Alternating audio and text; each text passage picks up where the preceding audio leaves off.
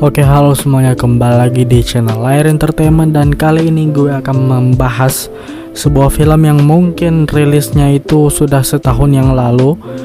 Kayaknya ditulisnya produksinya tahun 2020, tapi baru rilis di Indonesia tahun 2021 ini melalui platform Mola TV yang sekaligus juga menyiarkan Liga Inggris. Jadi mungkin kalian kalau banyak yang berlangganan Mola TV karena Liga Inggris, dan juga mungkin karena ada bekas dari Euro yang kemarin, paket Euro yang 25.000 itu, yang kayaknya diperpanjang ya untuk semuanya karena kesalahan mereka di pertandingan Inggris lawan Kroasia, diperpanjang jadi 3 bulan kalau nggak salah. Jadi kalian masih punya waktu untuk menonton film yang satu ini yang gue sangat merekomendasikan.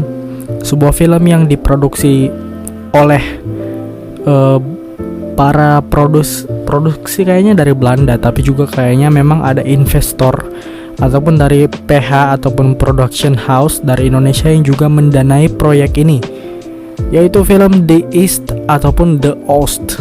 Jadi ya, The East artinya timur. Film yang menceritakan ataupun mengangkat tema tentang penjajahan Indonesia, tepatnya ketika pembantaian Westerling di Sulawesi Selatan. Jadi memang ini agak-agaknya sempat juga maksudnya agak-agaknya juga mengangkat kisah nyata, tapi juga nggak nyata-nyata amat karena pemerannya sendiri juga banyak yang fiksi, kejadiannya juga banyak yang fiksi, tapi ya secara konteks besar fokusnya masih sama, masih sesuai sejarah. Jadi bukan yang fiksi histori, tapi memang masih berkaitan dengan histori. Jadi apa sih film The East ini? Film The East ini mengisahkan tentang seorang perwira Belanda yang bernama Johan de Vries.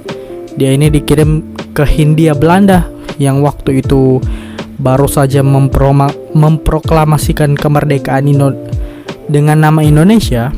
Dan waktu itu pihak Belanda ini menganggap Indonesia sebagai koloninya, sehingga mereka menginvasi untuk merebut kembali koloninya dengan mengusir Jepang juga, yang pada waktu itu juga akhirnya keluar dari Indonesia. Dan mungkin kita lebih mengenalnya di buku pelajaran sekolah ataupun memang dalam perspektif sejarah Indonesia itu menyebutnya sebagai agresi militer Belanda, yang kayaknya itu ada 2 fase. Jadi fase yang pertama 1946, fase yang kedua itu berakhirnya sampai 1949. Jadi ya, itu konteks besarnya, dan gue akan membahas tentang film ini, film The East ini, kontroversi dan juga cerita-cerita menarik yang berada di baliknya. Jadi ya, bisa dibilang fakta-fakta unik di balik film The East. Jadi ya, mungkin kalian bisa simak dan selamat menyaksikan. Dan oh ya, sebelum kalian lebih lanjut lagi, jangan lupa untuk subscribe ke channel ini, dan juga jangan lupa untuk nyalakan bel notifikasi. Juga jangan lupa untuk support kami melalui Sosiebas, link di deskripsi. Sorry ya kalau suara gue agak sedikit mungkin kebesaran, sorry. Jadi pertama gue akan membahas tentang kontroversi yang dituai The East ini, tepatnya dari putri dari Raymond Westerling, yang dimana tokohnya ini diangkat sebagai penjahat ataupun karakter utama di film ini. Yang mungkin kalau kalian nggak tahu, memang namanya nggak disebutkan sebagai Westerling, dia disebutnya di film ini sebagai The Turk dengan julukannya si Turki. Jadi Westerling ini dianggap pahlawan di Belanda. Jadi di Belanda ini dia dianggap pahlawan, Pak. Mungkin Indonesia menggambarkan dia sebagai seorang penjahat perang karena melakukan pembantaian terhadap warga sipil, yang dimana memang dalam hukum perang internasional ataupun etika perang harusnya nggak bisa ataupun nggak diperbolehkan untuk membantai dan membunuh warga sipil yang tidak terlibat secara langsung dalam perang. Jadi ya, disebutnya penjahat perang. Dia ini sempat hampir ditangkap di Singapura oleh, kalau nggak salah, tentara Inggris, pihak Inggris, tapi akhirnya diselamatkan dan berhasil pulang selamat sampai mati dia di Belanda. Dan untuk sutradara sendiri, film ini disutradarai oleh Jim Tai-Hutu. Dia itu adalah seorang penggawa dari grup musik EDM yang juga mendirikan Barong Family. Kalau kalian nggak tahu, Barong Family itu kan sering berkolaborasi dengan musisi-musisi EDM Indonesia, mungkin seperti Weird Genius, dan juga grup ini yang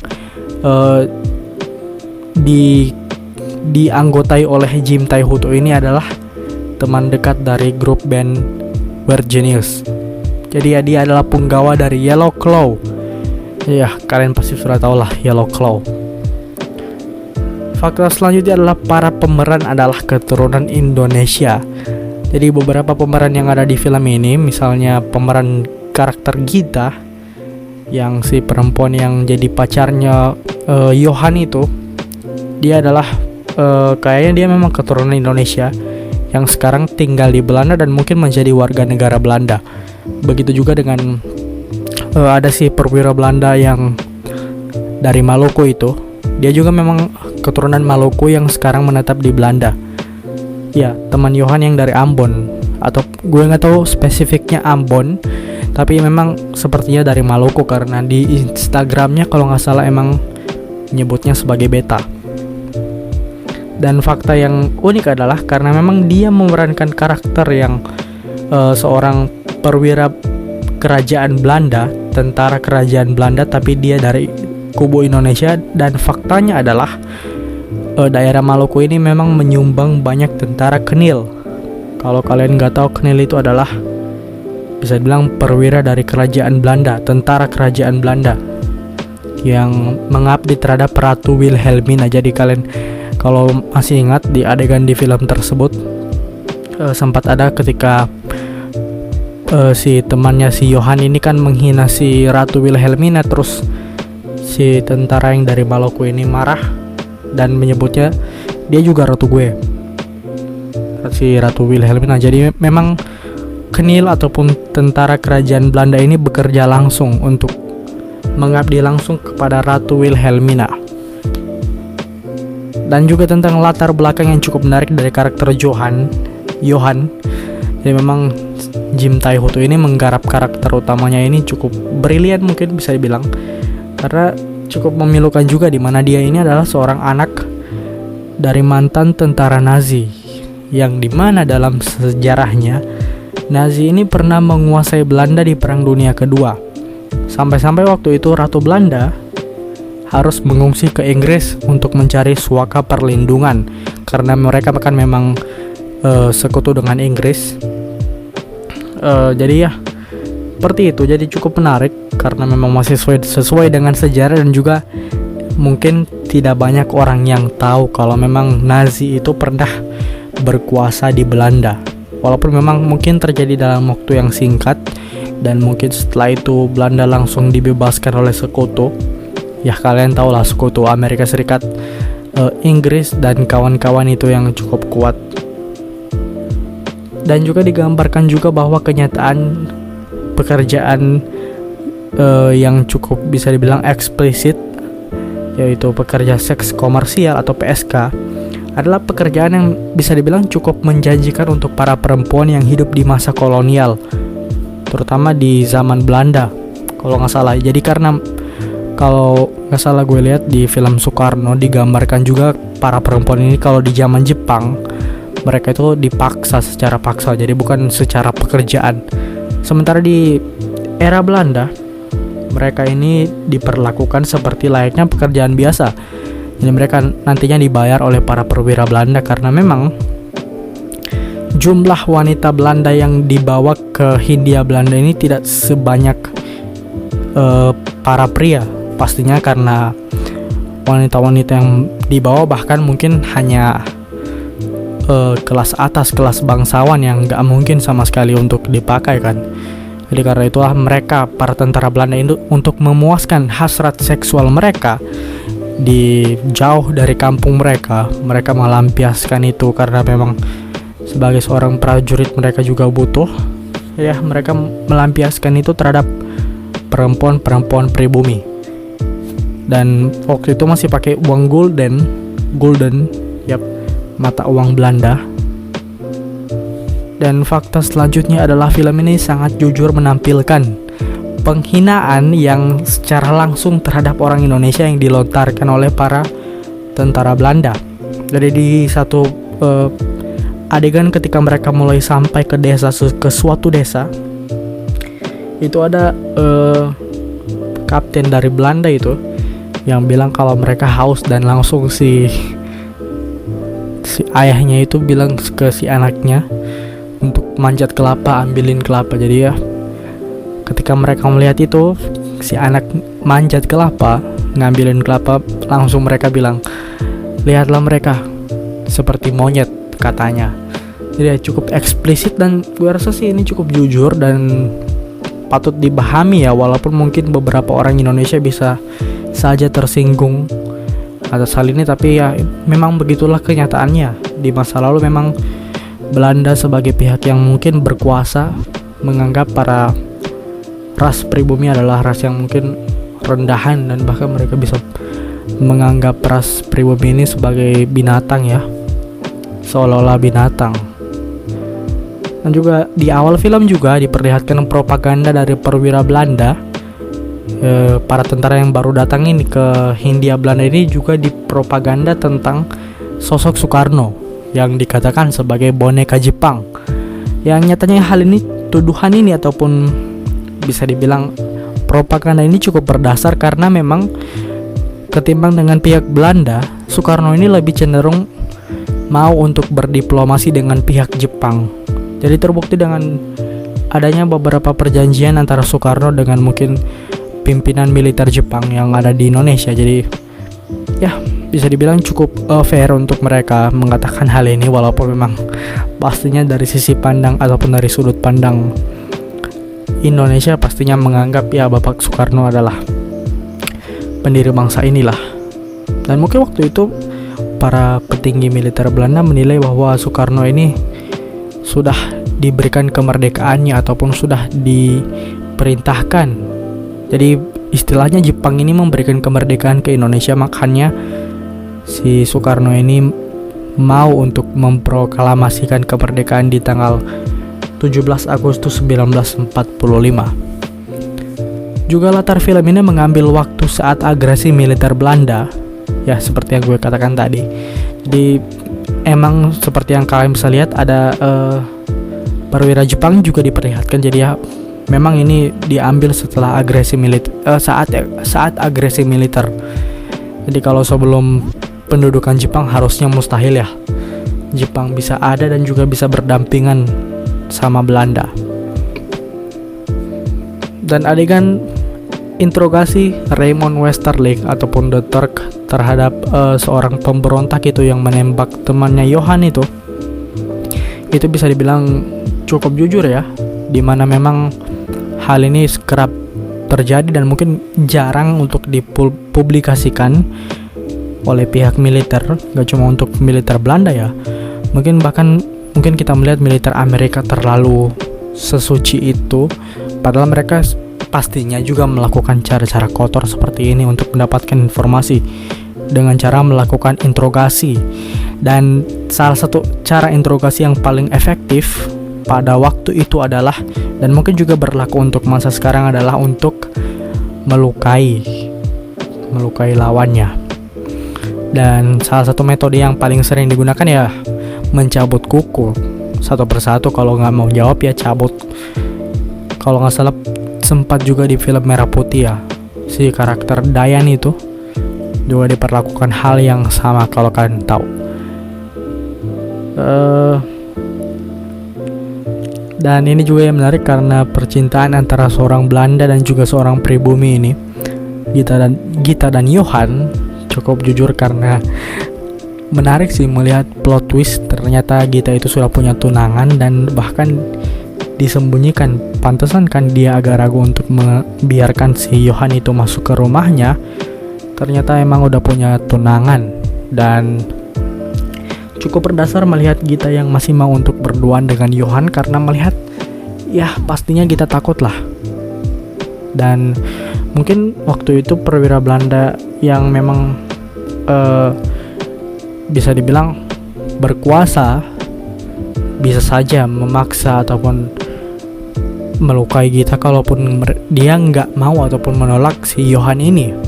Tapi untungnya Johan nggak seperti itu, dan gue yakin ada beberapa orang Belanda yang memang cintanya itu tulus lah terhadap orang Indonesia tanpa ada paksaan kayak gitu. Jadi memang hal itu juga yang membuat banyak keturunan Belanda di Indonesia.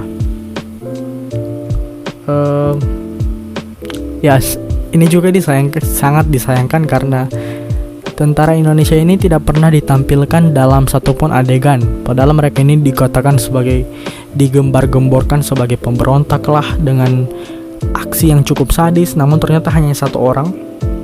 Dan itu pun dia sepertinya bukan tentara, hanya pun pejuang biasa.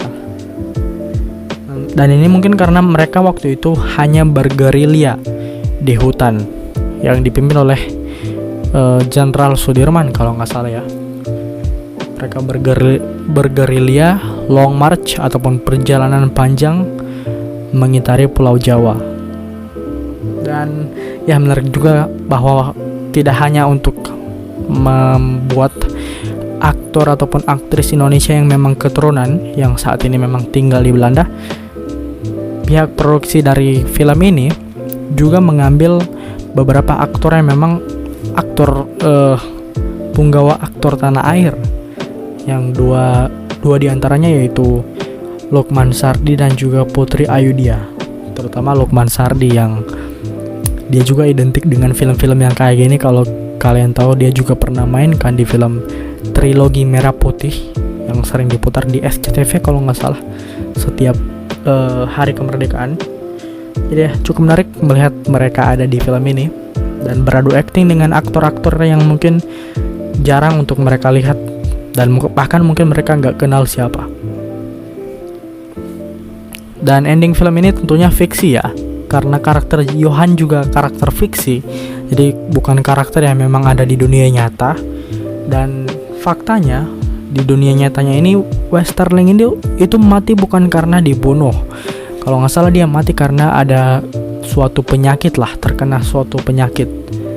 Dan juga kekejaman Westerling sampai saat ini belum diakui ataupun belum langsung diakui oleh pihak Belanda. Jadi seperti yang gue sebutkan, Westerling di Belanda dipuja-puja oleh rakyat Belanda sebagai seorang pahlawan perang mereka,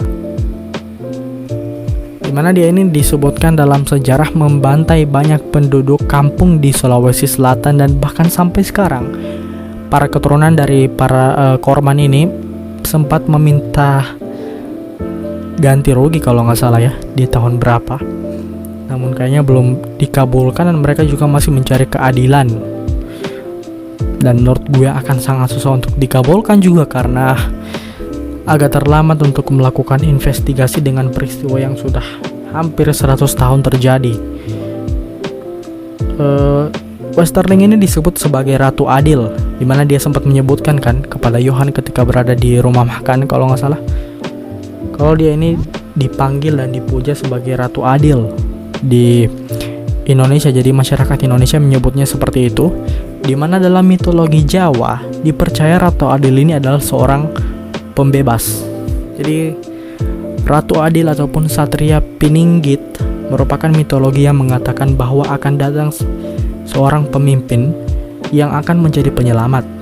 Dia akan membawa keadilan dan kesejahteraan bagi masyarakatnya. Raja tersebut disebut juga Eru Cokro. Ramalan tentang datangnya Ratu Adil ini berasal dari Prabu Jayabaya. Jadi ya, tokoh sejarah Indonesia juga Jayabaya yang juga sempat, dan akan gue bahas selanjutnya sih. Dan pertanda kedatangan Ratu Adil ini disebut adalah adanya kemelut sosial, malapetaka alam, serta jatuhnya raja besar yang ditakuti. Pemerintahan yang mengganti raja yang ditakuti tidak berlangsung lama. Hal ini membuat Westerling di dunia nyatanya ya, di sejarah, memberontak di Bandung terhadap Soekarno, dan dia membentuk APRA ataupun Angkatan Perang Ratu Adil, berkolaborasi dengan Sultan Hamid II dari Pontianak. Jadi mereka melancarkan pemberontakan terhadap pemerintahan Soekarno waktu itu. Dan ya akhirnya mungkin bisa dibilang gagal ditumpas juga, walaupun memang bisa dibilang bisa ditumpas karena akhirnya Westerling ini melarikan diri dan seluruh teror yang dia lakukan akhirnya ditumpas, diredam ya. Hal ini juga sama dengan mitologi Jawa yang berasal dari Jayabaya, yang sempat dia katakan juga menurut dia penjajah ini akan dikalahkan oleh orang-orang berkulit kuning yang datang dari utara dan akan menjajah Jawa seumur jagung. Jadi ini sama dengan ramalan Jayabaya tentang kedatangan Jepang waktu itu sebagai kulit kuning pastinya ya, bangsa Asia yang mengusir Belanda dari tanah Indonesia dan mereka menjajah Jawa seumur jagung, yang pastinya 3,5 tahun kalau nggak salah mereka menjajah Jawa. Dan hal ini yang membuat penduduk Jawa ini makin percaya tentang Ratu Adil.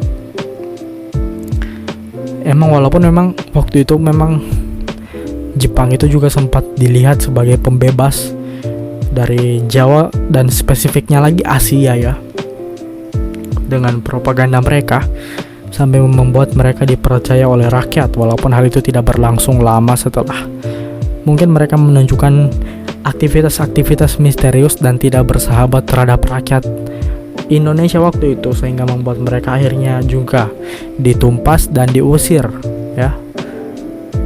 Dan Westerling ini tidak dipanggil dengan namanya di film. Seperti yang gue katakan tadi, dia memang tidak disebut dengan Westerling ataupun Raymond nama aslinya, tapi dengan sebutannya yaitu The Turk, ataupun artinya adalah si Turki, karena dia ini memang lahir di Istanbul, Turki, dari orang tua keturunan Yunani dan juga Belanda. Dia juga sempat masuk di tentara kerajaan Inggris kalau nggak salah. Jadi ilmu militernya cukup kuat lah bisa dibilang. Dan seperti di film, di dunia nyatanya juga Westerling ini pensiun di Belanda dan menghabiskan waktu pensiunnya ini dengan menjadi seorang seniman ya. Jadi cukup menarik ya latar belakang yang dia kombinasi yang diciptakan oleh Jim Tae-ho tuh di film dengan yang fiksi, di sejarah dengan yang fiksi ini dia mengcombine tapi juga tetap stay on track dengan sejarah, walaupun memang endingnya itu udah 100% fiksi lah. Dan fakta selanjutnya adalah Jim Tae-ho ini adalah keturunan Maluku Indonesia. Jadi dia memang adalah seorang yang punya keturunan Indonesia dan mungkin menetap di Belanda sekarang. Dan keluarganya ini merupakan korban dari kekejaman Belanda. Jadi dia juga bisa dibilang penyintas, dan mungkin hal itu mungkin bisa gue bayangkan sebagai motivasi dia untuk mengangkat cerita-cerita yang mungkin masih belum berani untuk diangkat orang Belanda, khususnya tentang penjajahan yang pernah dilakukan oleh pemerintahan mereka di masa lalu. Dan ending film ini seperti menggambarkan permintaan maaf Belanda terhadap Indonesia, yang mana belum pernah sama sekali diutarakan sama sekali ya. Jadi ya menurut gue cukup fair, dimana ending ini kan menggambarkan seorang Westerling mati ya, walaupun memang di dunia nyata dia nggak dibunuh ataupun dieksekusi. Jadi ya walaupun memang bukan dari pemerintahan langsung dari Belanda, tapi ya gue masih bisa sebagai rakyat Indonesia, pastinya sebagai orang Sulawesi, gue masih bisa untuk mengapresiasi bentuk permintaan maaf ini karena memang cukup jujur. Dan dia juga menceritakan sejarah secara netral. Jadi dia, si Jim Tae-ho ini mengambil point of view cerita bukan dari sudut pandang Indonesia ataupun Belanda, tapi dari sudut pandang sisi netral. Jadi nggak memihak sama sekali, dan lebih cerita ini lebih ke seperti pesannya adalah tentang anti perang, promosi anti perang. Jadi cukup brilian ya dikemasnya. Selanjutnya adalah digambarkan masyarakat Indonesia bisa menggelar pasar dan pesta, bekas dari kebijakan Jepang di Indonesia. Jadi kalau kalian belum tahu, di masa Belanda kayaknya udah bisa pasar, tapi masih harus diawasi ya oleh orang Belanda itu sendiri, dan mungkin masih bisa dominan omsetnya ke Belanda, pemerintah Belanda. Sementara mungkin kalau pesta gue nggak yakin ya. Tapi ya menurut gue ini mungkin adalah kebijakan dari Jepang yang akhirnya dipertahankan Dan memang pada waktu itu kan Jepang seperti yang kita tahu baru mau pergi kan, baru mau angkat kaki dari Indonesia. Jadi seperti terjadi pergantian kekuasaan, jadinya Belanda ini masih belum mau untuk mengintervensi apapun kebijakan yang memang sudah diterapkan dari zaman Jepang. Dan terakhir adalah mungkin kalian bisa bertanya-tanya kenapa Belanda dan Jepang ini tidak saling berbenturan ataupun mereka cenderung menghindari perbenturan itu. Jadi kan si Johan ini kan mau ikut campur kan sama tentara Jepang yang kayak menindas rakyat Indonesia, tapi itu sama si teman-temannya, terutama sama si kaptennya itu nggak diperbolehkan sama sekali. Jadi kenapa hal ini bisa terjadi? Ini karena adanya perjanjian yang berlaku setelah berakhirnya Perang Dunia Kedua, dimana seperti yang kita tahu Jepang ini adalah pihak yang kalah. Makanya mereka menyerahkan. Jepang ini adalah pihak yang kalah, dan apalagi mereka ini adalah satu-satunya pihak yang kalah yang masih tersisa pemerintahannya. Mereka kan eksis tiga negara kan, Italia, Jerman Nazi dan juga Jepang. Jadi Nazi sudah tumbang, sudah terpecah dua bahkan jadi Jerman Timur dan juga Jerman Barat. Sementara itu kan Italia kalau nggak salah transisi pemerintahannya dari fasisme, jadi mereka menghilangkan sisi fasisme dan juga enggan untuk mempertahankan pemerintahan sebelumnya yang mendukung untuk bergabung dengan di pihak eksis. Jadi Jepang ini tinggal sendirian. Sementara itu Belanda ini disupport oleh sekutu-sekutu mereka. Jadi Belanda ini tergabung di pihak sekutu yang menjadi pemenang perang. Pihak sekutu kalau kalian belum tahu, mereka isinya adalah nama-nama kayak Prancis, Inggris, Amerika, apa lagi ya, dan banyak negara lainnya ya lah. Mereka cukup besar dan cukup banyak, termasuk Uni Soviet waktu itu ya di Perang Dunia Kedua. Walaupun memang Uni Soviet nggak secara langsung bekerja sama sih dengan, pokoknya mereka masih satu visi lah untuk mengalahkan kekuatan Aksis ini.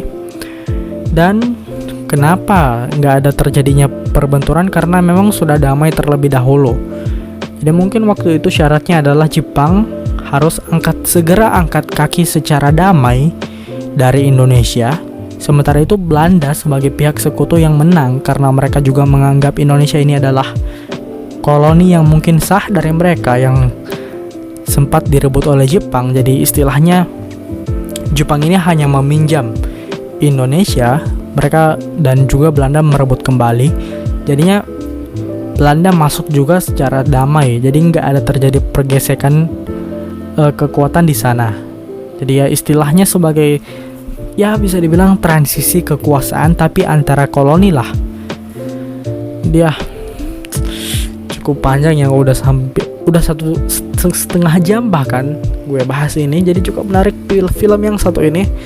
Kalau kalian berlangganan mula, film ini worth it banget untuk kalian tonton sebelum masa langganan kalian habis. Dan juga untuk kalian yang belum berlangganan, ya coba berlangganan deh. Mungkin kalian ada yang pecinta bola, bisa langsung berlangganan karena selain bisa nonton film ini, kalian bisa juga nonton pertandingan-pertandingan Bundesliga dan juga Liga Premier Inggris pastinya. Gue nggak dibayar sama sekali oleh Mola untuk membicarakan ini ataupun mensponsori mereka, tapi ya kalau mau bolehlah masuk sedikit-sedikit ya. Kalau memang subscriber di channel ini ya cukup sedikit, tapi ya bolehlah. Oke, terima kasih sudah menonton pembahasan, ataupun mungkin gue jadikan ini sebagai podcast saja ya, supaya kalian bisa untuk nonton sambil melakukan aktivitas lainnya, mungkin seperti belajar ataupun melakukan aktivitas lainnya kayak memasak ataupun apalah. Oke, terima kasih telah menonton video yang satu ini. Jangan lupa untuk like, comment, subscribe, dan juga share ke teman-teman kalian yang emang suka dengan video yang kali ini. Dan sampai jumpa di pembahasan film selanjutnya. Goodbye guys.